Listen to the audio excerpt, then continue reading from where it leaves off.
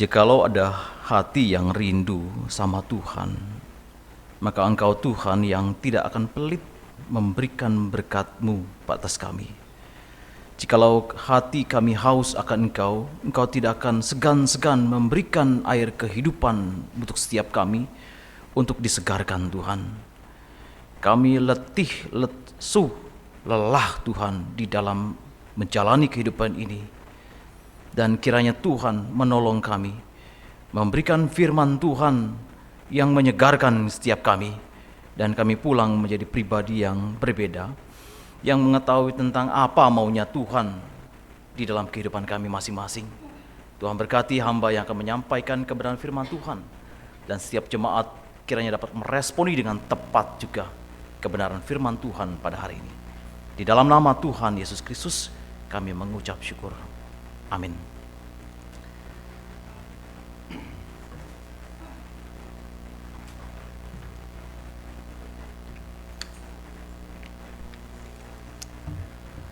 Ya, shalom semuanya.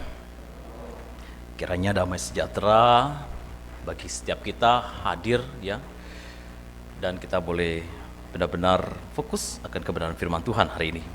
Tema hari ini adalah Elkana. Elkana. Elkana adalah Allah yang cemburu. Mari kita buka Ulangan pasal 4.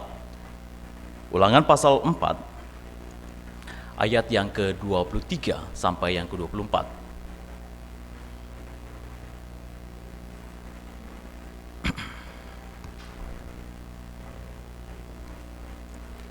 Atau kita bisa membaca mundur sedikit 22 ya.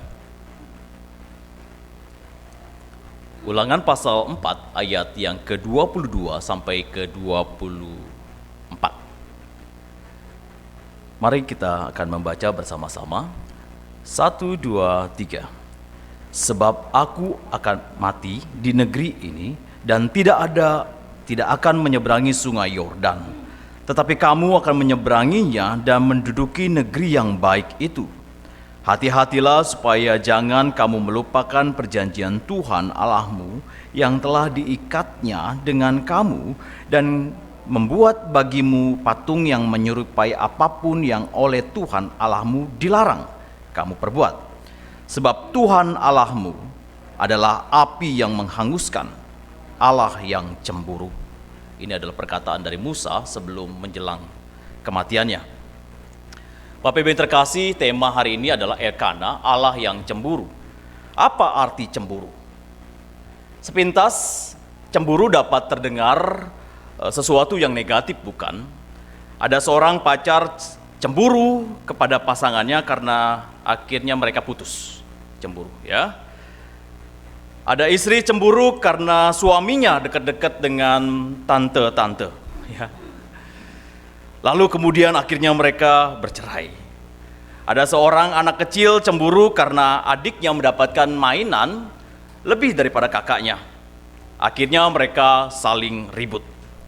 Ada jemaat yang cemburu karena dia diperhatikan. Ya, kalau ada seorang yang diperhatikan, jemaat yang lain diperhatikan, sementara dia tidak demikian. Akhirnya ngambek, tidak mau pelayanan, ya. Ada staf yang cemburu dengan staf yang lain karena staf itu naik gaji sedangkan dia tidak, dan akhirnya dia kerja malas-malasan. Ya, sedikit lagi dia akan keluar. Begitu. Dari rasa cemburu jika dikembangkan akan berdampak mengerikan. Kain membunuh Habel karena masa cemburu. Persembahannya tidak diterima dari Tuhan, ya. Tuhan tidak memperkenankan persembahannya. Harun dan Miriam cemburu kepada Musa yang mendapatkan perlakuan khusus daripada Tuhan. Dia cemburu karena kenapa Musa saja yang menjadi penyambung suara Tuhan untuk umat Israel. Cemburu. Saudara-saudaranya Yusuf cemburu. Yusuf diperlakukan lebih baik daripada mereka, sehingga muncul pikiran untuk membunuh Yusuf. Ya. Daud cemburu melihat Saul cemburu melihat Daud karena Daud kelihatan lebih keren daripada dia, lebih hebat daripada dia. Dan mungkin akan banyak lagi peristiwa-peristiwa yang mengenaskan karena cemburu. Bukankah kita semua potensi untuk cemburu satu dengan yang lainnya? Lalu kita bagaimana? Mungkin kita tidak sampai membunuh secara fisik. Tetapi bukankah firman Tuhan katakan, ketika engkau membenci, bukankah Yesus berkata engkau sudah membunuh? Jadi pembunuhan yang tidak nampak sebenarnya akan terlihat bagaimana kemudian kita berelasi dengan orang tersebut. Itu cemburu. Cemburu yang sudah sangat-sangat tinggi. Aku gak berani membunuhmu, tapi aku membunuhmu dalam pikiranku. Dan itu adalah sebuah keberdosaan di hadapan Tuhan.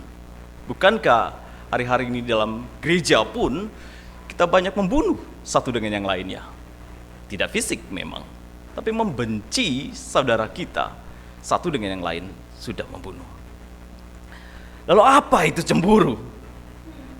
Di dalam sebuah kamus, kita lihat kamus, cemburu atau cemburuan adalah merasa tidak atau kurang senang melihat orang lain beruntung dan sebagainya. Sirik dan dia kurang percaya diri mungkin ya. Curiga karena iri hati. Itu adalah kamus bahasa Indonesia. Nah, menurut penelitian psikologi Today dikatakan begini. Ada beberapa penyebab dari cemburu. Antara lain, kurang percaya diri, itu ada punya perasaan prosesif. Prosesif itu gak boleh kemana-mana pacarku. Gak boleh bergaul dengan orang lain. Ketakutan. Ada rasa takut ditinggalkan dan neurotisme atau kekhawatiran yang sangat berlebih atau tinggi. Sehingga kemudian dia bereaksi negatif ketika menghadapi sesuatu. Ya, pokoknya kalau pacarnya deket-deket, kamu main serong ya, atau istri kemudian baru keluar rumah, ya udah langsung kemudian itu namanya prosesif atau neurotisme yang tinggi. Lalu apakah rasa cemburu adalah sebuah kejahatan kalau begitu? Atau menunjukkan ketidakmatangan jiwa kita? Bagaimana kemudian Elkana atau cemburu ini ditempatkan kepada pribadi Allah? Ya. Apakah Allah punya rasa cemburu? Apakah Allah kemudian tidak mempunyai sebuah kejiwaan yang matang, memiliki kekurangan? Bagaimana kita memahami Elkana dan kemudian Elkana ini mempengaruhi keimanan kita akan Allah yang demikian? Apakah Allah yang kita sembah ini Allah yang memiliki kekurangan atau rasa takut dan Allah yang terobsesi dengan superioritasnya sendiri atas ilah-ilah saingannya? Richard Dawkins, seorang ateis, itu berkata begini, bahwa Allah adalah oknum ilah yang tidak sabar dan mudah terprovokasi. Suatu ilah yang picik dan tidak memiliki rasa aman, sehingga dia kemudian prosesif, dia cemburuan. Apakah Allah yang kita kenal itu dirinya tidak sehat? Ya, waduh.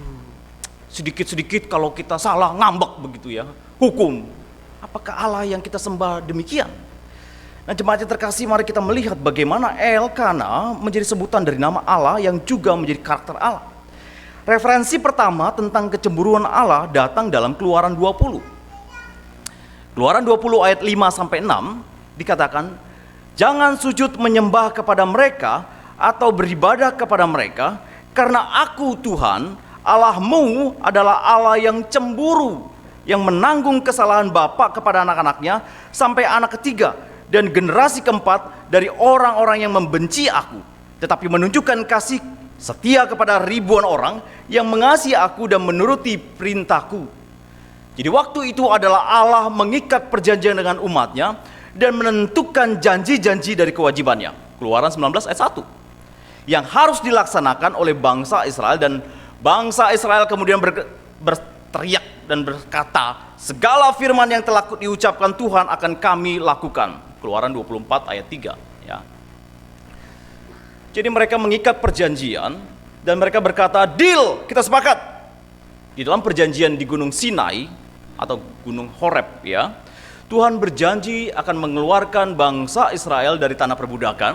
Dan Tuhan berjanji akan memberikan tanah yang penuh dengan susu dan madunya. Ini adalah gambaran surga nantinya. Tuhan berjanji akan menjadi mempelai pria yang setia. Namun, jikalau kamu berubah setia, aku akan memusnahkan kau.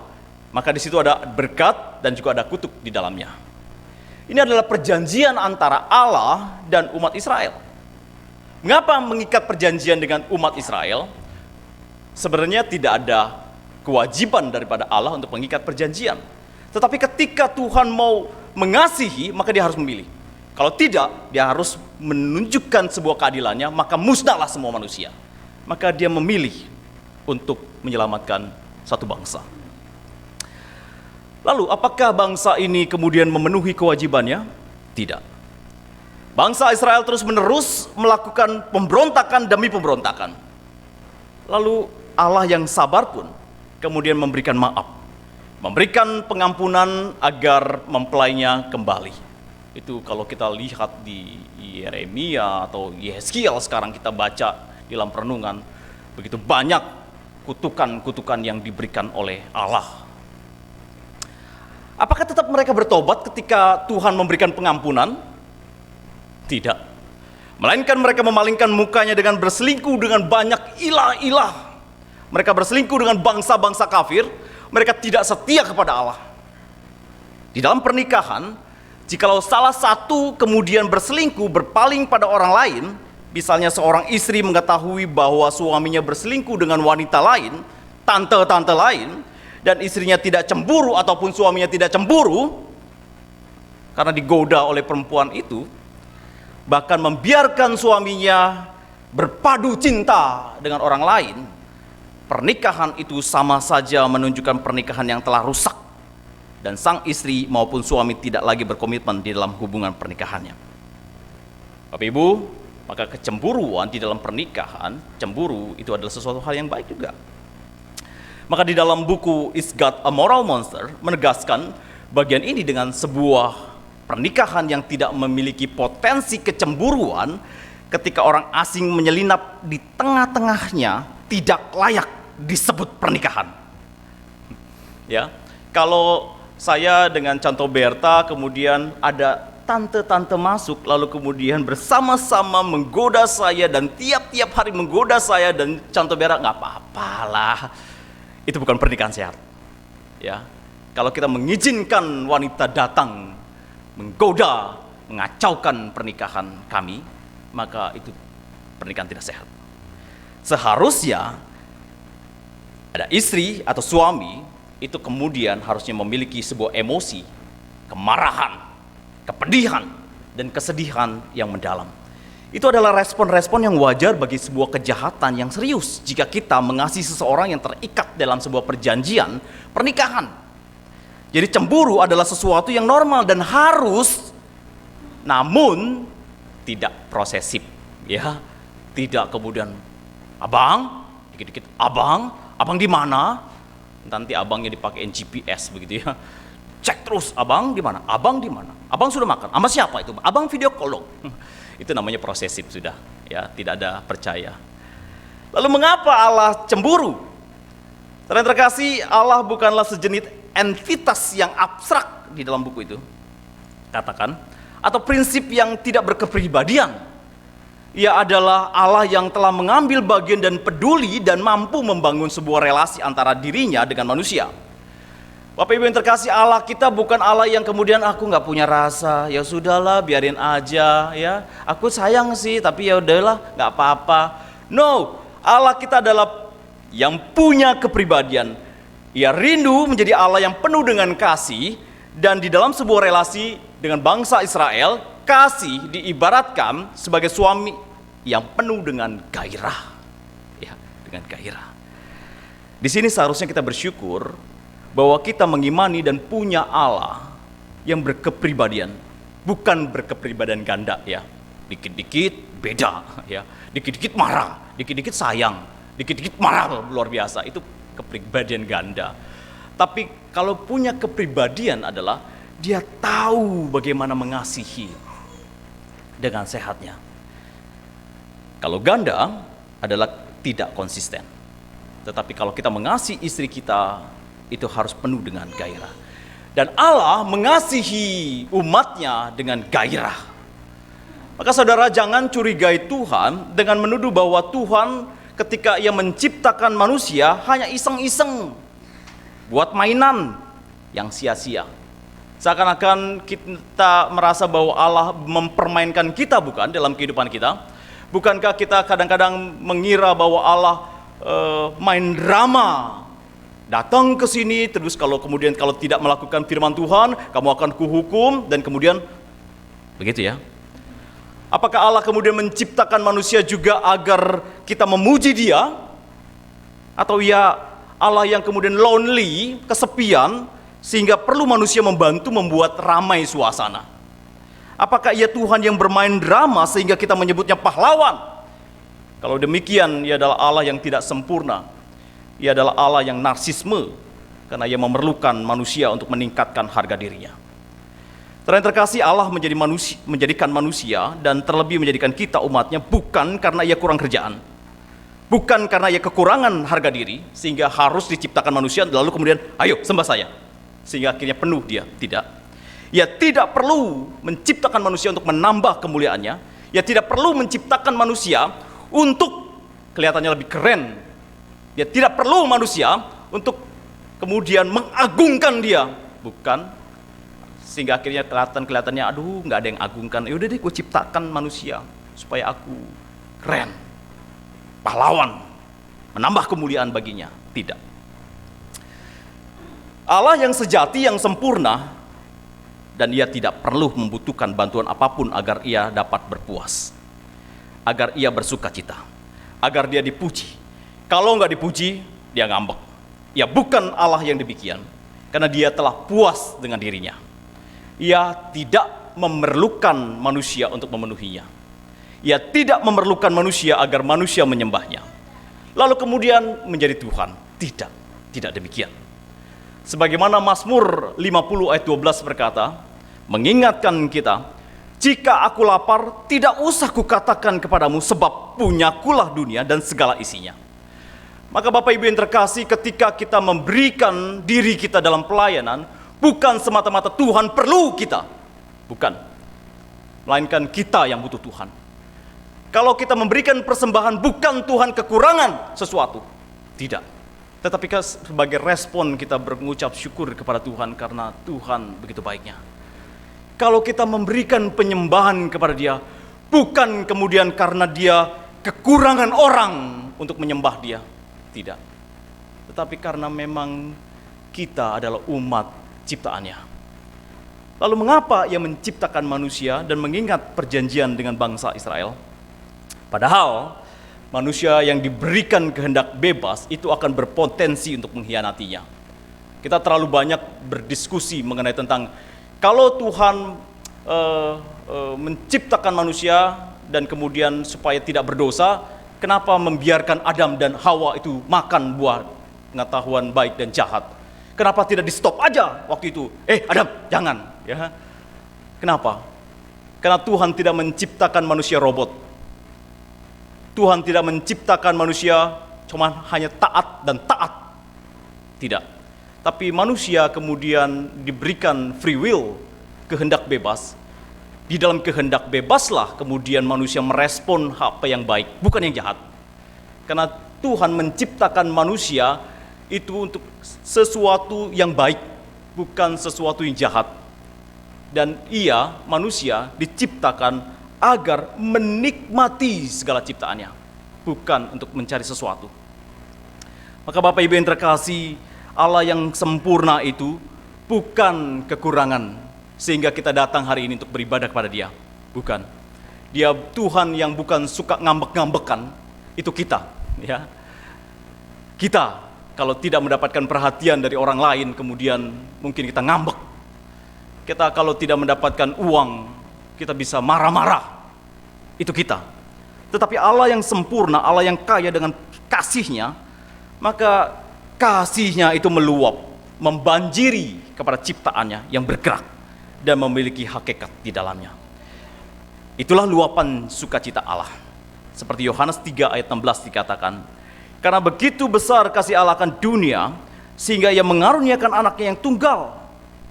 Semata-mata Ia mau berbagi kasih, berbagi kelimpahan pada ciptaannya, bukan karena Dia kekurangan.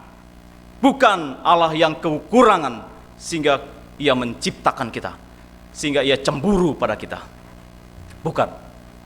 Bapak Ibu yang terkasih, ketika kami pacaran, ya, Canto Berta dan saya, dulu saya sering kali mengatakan I love you, wes, ya.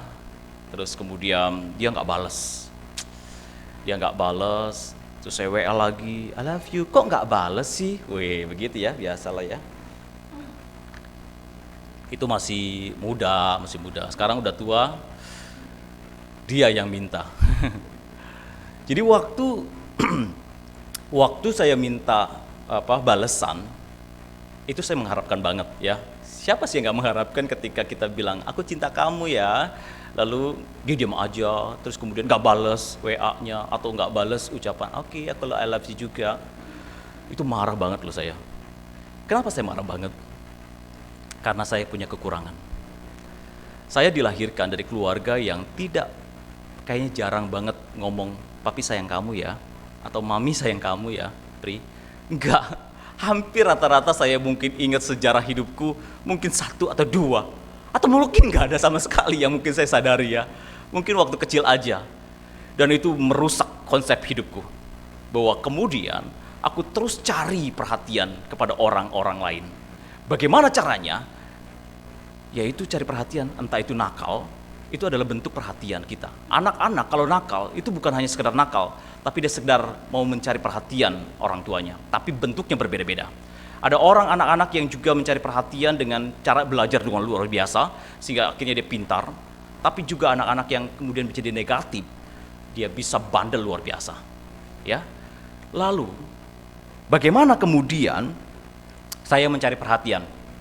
Yaitu pasti ketika ada dapat pacar, maka ketika saya minta sesuatu sama dia, lalu dia tidak memberikan, itu menjadi sesuatu yang membuat saya marah. Ya, nanti kalau itu nggak diselesaikan, konsep diri yang kurang itu di dalam pernikahan, itu jadi masalah. Maka ketika misalnya Canto Berta nggak menyediakan makanan, itu mana ini makanannya? Begini aja suka repot banget istri, ya gitu. Ya. Mana ini? Gitu. Ya, kalau Bapak Ibu punya suami dan istri yang kayak begitu terus ya, mungkin ada konsep diri yang kurang. Karena mungkin tadi ya, tidak dapat perhatian. Saya kekurangan itu. Tetapi apakah Allah cemburu itu karena kekurangan? Manusia pertama yaitu Adam dan Hawa diberikan segala kenikmatan untuk menikmati segala ciptaannya. Tetapi justru dia mengkhianatinya. Ia berpaling dari Tuhan yang memberikan dia hak untuk menjadi ciptaan yang segambar dengan rupanya. Itu kurang ajar.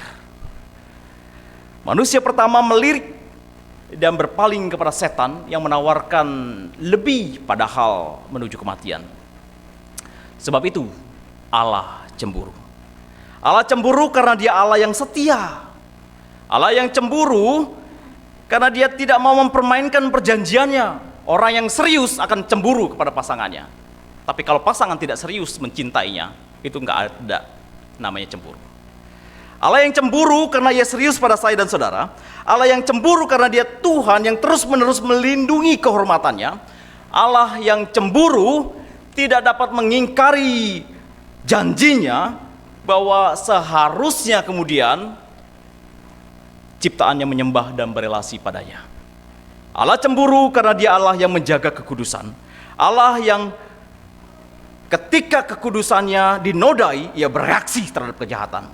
Ia cemburu karena ia mengasihi kita dengan segenap hati, rohnya, bahkan kekuatannya. Dan seorang yang mengasihi pasti ingin menjaga, melindungi, memenuhi kebutuhan pasangannya. Amin. Saudara tanya Bapak Ibu pasangannya, pernah cemburu nggak sih? Mana? Cemburu? Enggak ya? Ada yang salah. Pasangan yang sehat adalah pasangan yang saling melindungi. Bukan saja secara fisik, namun juga secara kekudusan hati dalam perjanjian. Nah, ini adalah gambaran yang ditampilkan dalam PL, Allah dengan bangsa Israel itu diikat perjanjian.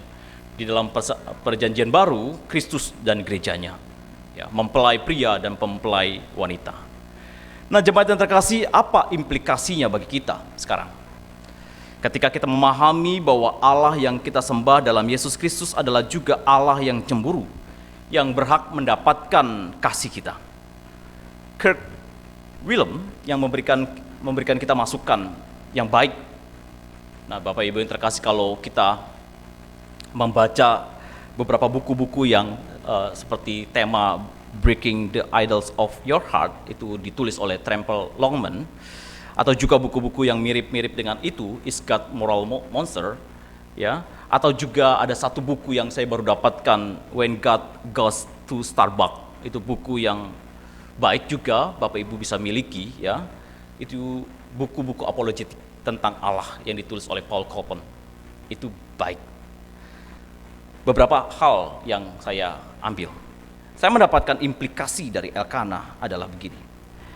Karena Tuhan adalah Tuhan yang cemburu, maka orang Kristen harus berpaling dari semua yang memicu kecemburuannya.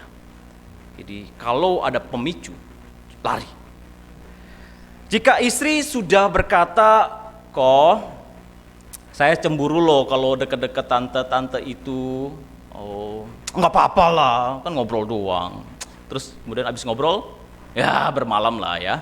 1 hari doang, 2 hari, 3 hari. Kita sebagai suami sudah mulai waspada. Ditambah kalau memang itu menjadi kelemahan kita sebagai pria, berelasi dengan wanita. Harus waspadai. Saudara, kita memang harus memiliki sebuah kesadaran dan berhati-hati dengan kelemahan-kelemahan kita. Nah, iblis rentan sekali menggoda kekurangan kita. Kalau saudara lemah dalam hal kekurangan, hal keuangan, lihat uang sudah ngiler begitu dia, habis ngiler kemudian jadi liar. Hati-hati. Mungkin ini jangan coba-coba jadi bendahara, jangan coba-coba kemudian itu lihat uang, ya, lihat uang yang banyak begitu ya, itu bisa dipakai tanpa rasa bersalah ya. Jangan coba-coba jadi bendahara, bisa-bisa uang dipakainya tanpa dirasa ya ambil saja dikit-dikit demi dikit ya. Atau juga kalau saudara kecenderungan hatinya mau jadi kaya untuk menikmati dunia ini, kalau saya pernah sharingkan ya di BPP. Kenapa saya nggak jadi pengusaha? Karena cita-citaku jadi kaya. Kok kaya? Nggak boleh, bukan. Karena aku terlalu cinta uang. Dan ketika aku rasa cinta uang, maka aku mematikan kecintaanku akan uang. Ya, maka Tuhan lemparku jadi hamba Tuhan. Jadi aku tahu bagaimana kemudian mencari uang dengan kerja keras. Aku tahu bagaimana memiliki uang. Dan kemudian Tuhan tidak mengizinkan saya untuk masuk di dalam dunia itu. Kenapa? Karena aku bisa berpaling daripada Tuhan. Aku bisa kemudian menghalalkan segala cara untuk kaya. Kalau saudara cenderung suka main game berjam-jam, jangan saudara coba-coba install itu game di HP-mu. Karena itu menggoda untuk kita menghabiskan waktu untuk hal itu. Saya suka main game.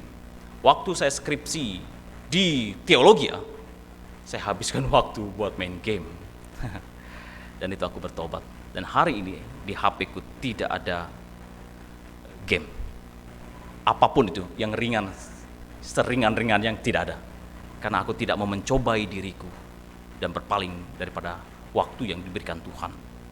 Kalau saudara punya kelemahan di dalam sebuah kemalasan, dikit-dikit malas, dikit malas, jangan berikan waktu tanganmu istirahat. Kerja terus. Pikirkan apa lagi yang aku bisa kerjakan. Ya. Kalau kita punya kecenderungan untuk berpaling daripada Tuhan dan membuat akhirnya Tuhan cemburu, hindari itu. Karena engkau adalah kekasih dan Tuhan adalah kekasih kita. Tuhan Yesus pernah dicobai di padang gurun waktu dia berpuasa. Kenapa dia dicobai waktu dia berpuasa dengan makanan? Karena itulah kebutuhannya. Karena disitulah keinginannya. Bapak Ibu yang terkasih, ketika kita punya kekayaan, apa yang iblis seringkali tawarkan? Bukan kekayaan. Karena kekayaan kita sudah punya. Apa yang paling lemah? Wanita bisa saja. Atau apa saja. Ketika kita menghadapi sesuatu yang berkelimpahan, tak mungkin iblis menawarkan yang kelimpahan. Tetapi menawarkan hal yang kurang. Ketika Yesus berpuasa, yang ditawarkan apa? Makanan. Karena disitulah kemudian dia beralasan, aku butuh dong makanan. Hal yang wajar dong cuan tahu, ketika aku butuh uang, wajar dong untuk makan dan minum. Makan dan minum, kerasa-rasa cukup. Anda sebenarnya ingin memiliki dunia ini, dan itu tidak akan membuat Anda cukup. Yesus juga dicobai dengan takhta. Karena disitulah waktunya sedang butuh takhta atau kuasa untuk menghabisi musuh-musuhnya. Iblis tahu kekurangan saudara dan keinginan saudara. Jangan memicu kecemburuannya, karena saudara telah memalingkan wajah kepada dunia ini. Kasih dan komitmen kita, yang berikutnya, kasih dan komitmen kepada kita harus terus-menerus menyulut dalam diri kita, dan kita punya keinginan menyenangkan di dalam segala hal. Bapak Ibu yang terkasih, yang berikutnya adalah, jadi yang pertama adalah jangan picu kecemburuannya. Sadari itu. Sadari kita punya kelemahan apa. Hindari itu. Saya pernah mencoba untuk berkata begini, saya mau penginjilan dong. Waktu itu ada Tubagus Angke, itu adalah tempat WTS ya, wanita tunasusila ya. Itu tenda-tenda ya. Terus teman-teman, yuk kita penginjilan, pelayanan. Terus aku pikir aku nggak berani lah. Aku nggak mau mencobai diriku. Tahu nggak? Waktu aku mampir, waduh, wanita-wanita sudah mampir. Boleh dong mampir kok murah kok. Boleh kok, second. Itu menjualan HP ya. Wah, aku nggak mau lewat itu lagi. Aku hindari lagi. Terus kemudian mencoba lagi, dan kemudian iblis mencoba menawarkan, Pri nggak apa-apa, kamu kuat kok. Saya coba lihat di Indosiar. Indosiar juga ada banyak wanita-wanita yang begituan ya. Lalu coba, aduh, enggak deh Tuhan, aku enggak mau coba-cobain lagi, dan aku stop untuk pelayanan itu. Bukan aku enggak berani, tapi aku tahu kelemahan. Dan setiap kita harus sadar kelemahan kita masing-masing, ya. Yang kedua, karena Allah adalah Allah yang cemburu, kita harus menyembahnya dalam roh dan kebenaran, seperti yang diperintahkan Yesus kepada kita. Yohanes 4 ayat 24. Salah satu dari banyak masalah dengan ajaran sesat adalah bahwa pengajaran itu salah menggambarkan tentang Tuhan. Salah satu banyak masalah dengan ajaran sesat adalah bahwa pengajaran itu salah menggambarkan tentang Allah. Makanya itu saya mencoba untuk setiap minggu pertama ada bicara tentang Allah, ya, tentang nama Allah. Jadi besok itu kalau nggak salah El Shaddai, ya. Minggu pertama ya di bulan Agustus. Mengapa sih kita perlu mempelajari semua doktrin? Karena semua doktrin itu terhubung dengan pandangan kita tentang Tuhan. Dan ketika kita tersesat dalam area kebenaran Kristen manapun, otoritas kitab suci, sifat Tritunggal, pribadi dan karya Kristus, penerapan keselamatan bagi orang percaya, doktrin gereja, kemenangan masa depan bersama dengan Kristus, itu berhubungan tentang Allah. Maka kalau kita tidak belajar tentang Allah yang benar, maka kesesatan terjadi. Kalau kesesatan terjadi, maka ada kemarahan Tuhan terjadi. Karena percuma kita kerja keras, tapi tidak tepat dengan apa yang Tuhan mau, dengan konsep yang kita mau. Bapak Ibu yang terkasih, saya pernah kasih ilustrasi mengenai tentang seorang pekerja di sini, Koster Happy, ya. Saya udah bilang, Happy, tambel itu semen di bagian pintu belakang. Oke Pak. Dia kerja rajin. Loh, udah kerjain begitu, dia beli semen, ambil pasir, kemudian batu, kemudian dia dengan tangannya, belepotan banget saya lihat ya dengan semangatnya. Terus saya bilang, Happy, kamu tambal yang mana bocor itunya, apa lobangnya? Yang ini Pak. Happy, bukan itu. Itu tidak bolong, yang bolong yang sana. Saudara, segiat apapun saudara, kalau salah tetap salah. Seberapapun saudara kerjakan dalam pelayanan, jikalau salah dalam konsep mengenai tentang Allah, tetap salah. Tidak ada, tetap salah. Happy waktu itu kemudian bongkar lagi. Tapi masalah tentang keselamatan, tentang hidup kekal bersama dengan Allah, kita harus benar-benar pure belajar dengan baik. Maka hal yang utama dari kesesatan menjadi kemarahan Tuhan adalah ketika bangsa Israel tidak lagi mau mengingat perjanjian dan firman-Nya dalam Ulangan 4. Di dalam Ulangan 4, bangsa Israel diingatkan lagi akan kecemburuan Allah. Di dalam Ulangan 4, itu Musa itu sedang mempersiapkan generasi baru bangsa Israel untuk memasuki tanah Kanaan, tanah perjanjian. Ulangan 4 kemudian diingatkan bahwa aku nanti mati Musa. Ya Musa mati, maka aku mempersiapkan generasi ke depan. Kemudian ia mendesak bangsa itu agar tidak melupakan perjanjian dibuat oleh Tuhan. Agar jangan membuat bagimu patung dan yang menyerupai apapun yang kemudian menjadi kedambaanmu. Nah, ayat 23 dikatakan, hati-hatilah supaya jangan kamu melupakan perjanjian Tuhan Allahmu yang diikatkannya dengan kamu dan membuat bagimu patung yang menyerupai apapun. Sebab Tuhan Allahmu adalah api yang menghanguskan, Allah yang cemburu. Tuhan ada di tengah-tengah mereka. Tuhan ada di tengah-tengah mereka dan dia akan murka, akan menghabiskan dirimu. Itulah yang diperingati oleh Tuhan Musa ketika menjelang kematiannya. Cemburunya menghanguskan dan bahkan ada satu kalimat yang berkata, aku akan menghapuskan, kalau kamu keras hatimu, engkau akan kuhapuskan dalam kitab kehidupan. Wih, murka Allah menghanguskan. Lalu perjanjian Allah dengan Musa kemudian diteguhkan kembali, ditulis dalam Yosua pasal 24 ayat 19 sampai 28. Dan ketika kita melihat Yosua mati dalam kitab Hakim-Hakim menuliskan bahwa mereka tidak mendengarkan firman Tuhan. Hakim-Hakim pasal 2 ayat 17.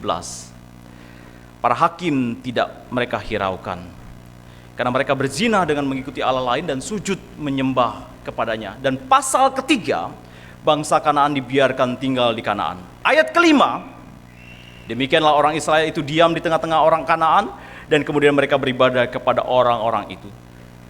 Kalau saudara sudah mulai melonggarkan diri untuk tidak belajar dan bertekun dalam kebenaran firman Tuhan yang benar, membawa kepada pengertian yang benar tentang Allah yang benar, lambat laut saudara mulai berpaling dari Allah yang adalah roh dan kebenaran itu. Saudara mulai menciptakan ilah-ilah sesuai dengan kebutuhan saudara. Allah itu baik, baik, amin. Allah pasti tidak mau siksa-siksa anaknya, amin. Allah baik, pasti akan memberikan segala kecukupan bagi kita, amin. Ya saudara, amin. Allah pasti yang baik itu pasti mengampuni kita. Maka aku bisa meminta apapun kepada Tuhan karena Engkau Allah yang baik. Aku bisa melakukan dosa karena Engkau Allah yang baik, maka aku bisa diampuni juga. Allah yang baik itu akan memberkati dalam setiap waktu kita. Meskipun kau malas apapun, Tuhan yang baik itu akan mengampuni kita, kemudian akan memberkati kita. Itu Allah yang benar atau tidak? Bukan. Itu Allah yang kita ciptakan melalui otak kita. Allah yang salah dan bukan Allah yang alkitabiah. Itu Allah yang kita ciptakan. Maka, secara implikasinya, gak usah kerja. Di kamar aja. Karena Tuhan adalah Allah yang baik. Ada orang-orang Kristen yang bertapa terus di kamar, baca kitab suci, doa tiap hari. Tapi jadi Farisi, tidak punya interaksi dengan orang lain, tidak mengasihi yang sesama kita. Maka itu adalah sesuatu yang salah. Itu bukan Allah yang benar. Bukan Allah yang kita imani. Karena Allah yang kita imani adalah Allah yang memberikan perintah. Engkau mengasihi Allahmu, engkau juga pasti harus mengasihi sesamamu. Di dalam interaksi kita. Jangan ciptakan Allah surut dengan maunya kita. Karena Allah lihat hati kita, seakan-akan gitu ya. Tuhan lihat hati kita, maka tidak perlu penampilan pakai baju, pakai terserah. Itu konsep yang salah ya. Itu yang saya maksudkan. Bahwa kalau kita nggak belajar tentang Allah yang benar, maka kita bisa semaunya. Tuhan lihat hati benar, amin? Iya. Tapi kalau hari ini kita tidak menghormati Dia dengan segala gestur tubuh kita, baju yang terbaik, maka kita juga salah dalam menghormati Dia. Bapak yang terkasih, ibu-ibu yang terkasih, dan jemaat semuanya, gestur tubuh, bahasa tubuh, body language itu sangat juga diperlukan. Bagaimana kita menyembah. Lalu kemudian saya pernah mencobai Tuhan dengan cara begini. Tuhan, saya malas banget, saya mau berdoa sambil tidur aja. Boleh nggak? Boleh nggak? Boleh? Boleh. Doa sambil tiduran, boleh nggak? Ayo. Enggak. Doa sambil malas-malesan, boleh nggak? Boleh nggak? Kan Tuhan lihat hati. Ya, kalau Tuhan lihat hati, apapun gestur tubuh kita is okay. Anda sekarang ini boleh beribadah kemudian guling-guling sambil tiduran, boleh nggak? Nggak boleh. Kenapa? Bapak Ibu yang terkasih, ketika engkau menyembah Allah yang benar, maka gestur tubuh pun itu harus diperhatikan. Ya, bukan hanya sekedar hati. Kalau ketika kita percaya pada Tuhan yang itu yang benar, maka engkau harus berdoa dengan baik, dengan posisi yang baik. Saya paksakan kalaupun saya ngantuk berat, saya harus duduk. Saya harus duduk. Karena disitulah kita punya rasa hormat apa tidak di hadapan Tuhan. Bapak Ibu terkasih, ketiga, karena Tuhan adalah Tuhan yang pencemburu, kita harus berkomitmen dengan penuh semangat untuk tujuannya. Bapak Ibu yang terkasih, kita banyak contoh komitmen-komitmen yang penuh dengan gairah kepada Tuhan. Dalam perjanjian lama itu ada Pinehas, ada Elia, dan kemudian dia tidak berkompromi dengan moral yang tidak baik, ya. Kemudian firman Tuhan katakan bahwa Yesus juga punya gairah akan rumah Tuhan, punya komitmen di hadapan Tuhan.